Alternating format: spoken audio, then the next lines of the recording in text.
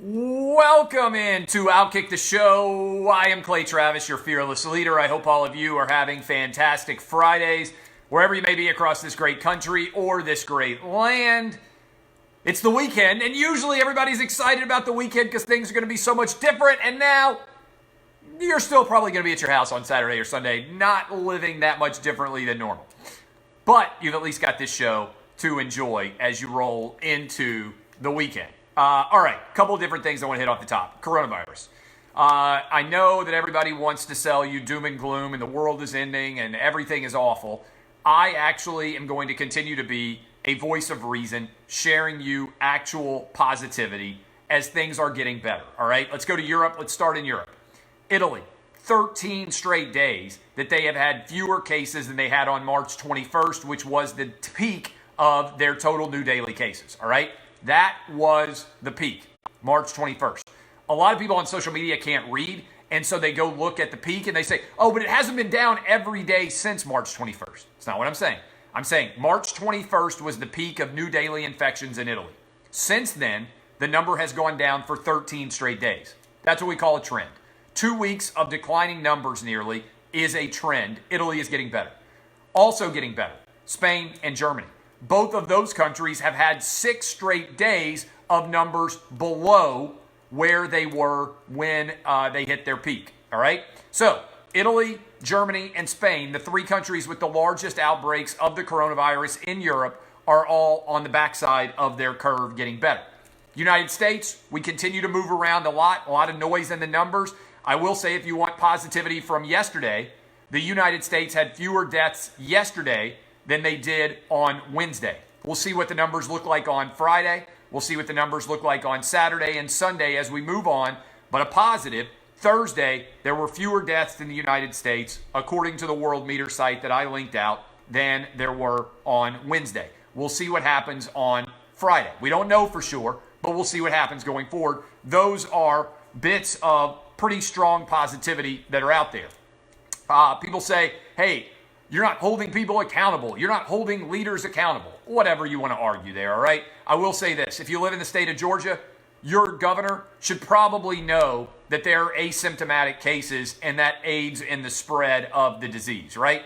I don't focus on Democrats. I don't focus on Republicans because to me, everybody is united. They should be anyway in trying to beat the virus, whether you're a Democratic governor like Gavin Newsom and Andrew Cuomo, or whether you're a Republican president like Donald Trump. I'm rooting for all of them. I'm rooting for every governor and every president and every senator and every House of Representative member, regardless of whether they're Democrats or Republicans, to do a good job.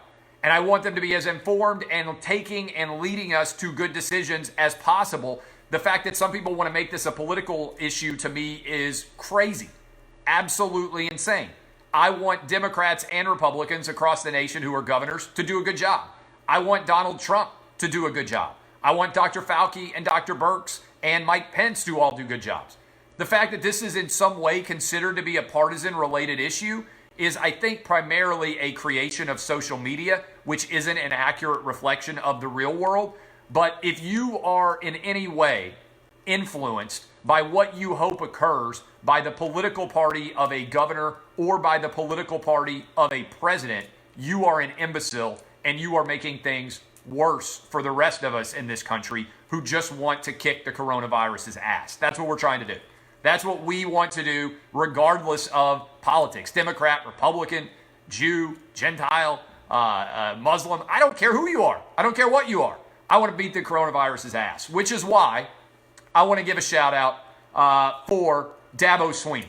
A lot of people have been tiptoeing up. They've been peddling awful fear-mongering, not actually saying what I believe is true. I want to give a shout out to Clemson head football coach Dabo Swinney, who said, "This is America, man. We've stormed the beaches in Normandy. We've sent a rover out on Mars and walked on the moon. This is the greatest country. We've created an iPhone where I can sit here and talk to people in all these different places. We've got the smartest people in the world. We're going to rise up and kick this thing in the teeth and get back to our lives."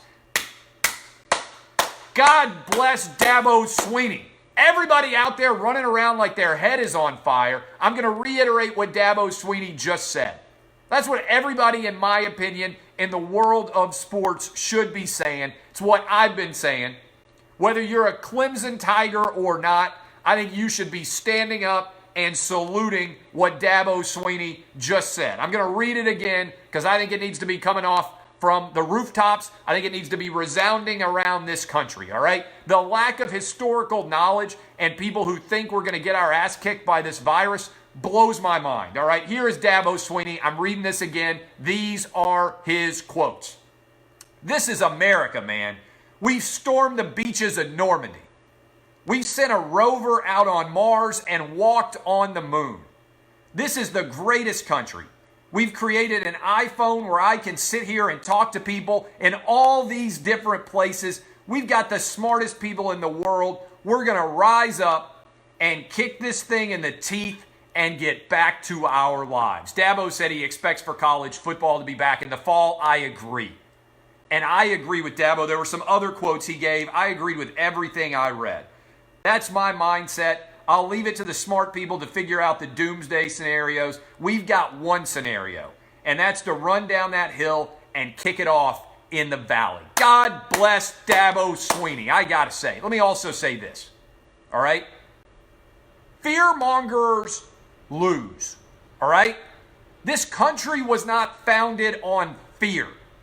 We didn't conquer this continent and create the greatest country in the history of the world by being afraid. You didn't get on a boat for months at a time before you came to the New World if you didn't have a lot of faith and also a lot of risk-taking and confidence. The reason why we are going to dominate and will continue to dominate is because in our DNA is embedded fearlessness uniquely compared to almost every country in the world. You don't get on a damn covered wagon and decide to ride all the way across the country to the West Coast on the Oregon Trail if you are terrified of living. We are going to LIVIN, baby. You don't make decisions and dominate in the world if you are predicated on fear. Every single person who founded a company and kicks ass in this country, they could have sat back and said, what happens if I go bankrupt? You know what they did? They grabbed the future by the throat and led it with them. All right? Victory is for the optimistic, for people who refuse to accept defeat. Do you think that when Winston Churchill started getting bombed by the Nazis, it was easy? I'm reading about this right now. Great book by Eric Larson. Tens of thousands of British people are dying over the course of the Battle of Britain. Bombs every night killing people in Britain. Tens of thousands of them died. Was it easy to stand up to the Nazis when so many other people turned tail? Of course not. Fear, as Franklin Roosevelt said, is the enemy. We have nothing to fear but fear itself. You can't win by being afraid. You don't dominate by playing scared. God bless Dabo Sweeney for actually bringing the optimism to bear. I've heard so many people curl up in the fetal position and whine. And even worse, have their hair on fire running around like we're not going to be able to handle this. We are going to kick the coronavirus's ass, as I have been saying. I've never had dinner with Dabo Sweeney. I've never had a beer with Dabo Sweeney. But damn it, I got to tell you, I love that man and what he said today because he said it at the right time. You know what? He's going to get criticized. People are going to come out and they're going to rip him and they're going to say, oh, he's not taking the virus seriously enough. To hell with that.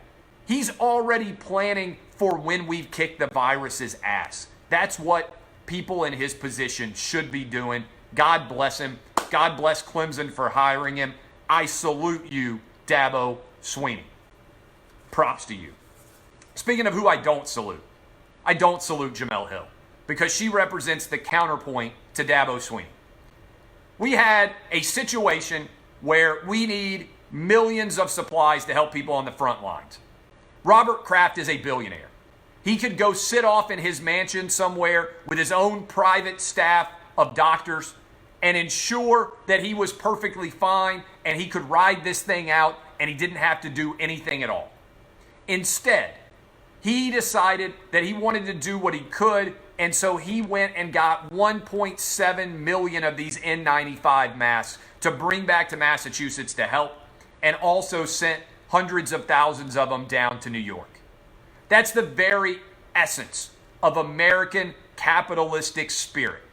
We're seeing American companies across the political spectrum stop making whatever products they have, and they are trying to help us fight this virus. Just like in World War II, when we flipped and started making everything to beat the Nazis, we are starting to flip an awful lot of our factories to go out and beat this virus. And so I got to tell you, look at what Robert Kraft did. He was absolutely fantastic. Props to Robert Kraft, like I'm giving props to Dabo Swinney. But did you see what Jemele Hill said? And this is everything that's wrong with the country right now. What Jemele Hill said. The Boston Globe tweeted out, the Kraft family used the Patriots team plane to shuttle 1.7 million N95 masks from China to Boston. That's the Wall Street Journal. Robert Kraft has confirmed it. Jemele Hill said, and I quote, "This is where I remind people that Robert Kraft is friends with Donald Trump and gave to his campaign. It's incredible the Kraft family is doing this, but I hope they understand their money helped empower their friend." What an unbelievable thing to say. Robert Kraft has just sent the Patriot team plane to China to get 1.7 million N95 masks for people on the front lines to be able to fight this virus. And Jemele Hill has such Donald Trump derangement syndrome that she felt compelled to blame Robert Kraft for his friendship and the fact saying that that's connected to the coronavirus existing. That is low, even for Jemele Hill. That is pathetic. Absolutely, indefensibly dumb opinion by Jemele Hill. I don't care who you voted for. I said this earlier in the program today. I don't care what governor, whether he's a Democrat, Republican, or independent. How are you rooting against him being successful or blaming him for the coronavirus? I don't care who the president is. How are you rooting against him being successful? That is fundamentally un-American. I want all of our leaders, Democrats, Republicans, and independents, to join hands with Dabo Sweeney and me and kick the coronavirus's ass all over this country. It's Friday. I feel like we needed some optimism. I had to kick some people in the teeth like Dabo did. God bless America. God bless this country. God bless the USA. I feel like I should break out some Lee Greenwood. We are going to kick the coronavirus's ass rolling into the weekend. Plateau's coming. Numbers are coming down on our side in the near future. I appreciate all of you. I'll continue to be active on Twitter. I may even swing by and talk to you guys again on Saturday or Sunday, depending on what the news is. But I just want you to know this. We know how this story ends. And it ends with us, Macho Man Randy Savage style, jumping off the top rope with a flying elbow right to the virus's throat. Love all of you. I'm Clay Travis. This has been Outkick the Show. Hope you have fantastic weekends. Kiss your kids. Play some games with them. And I'll talk to you again soon. Kisses. See y'all. Love you. Thank you, Facebook. See y'all.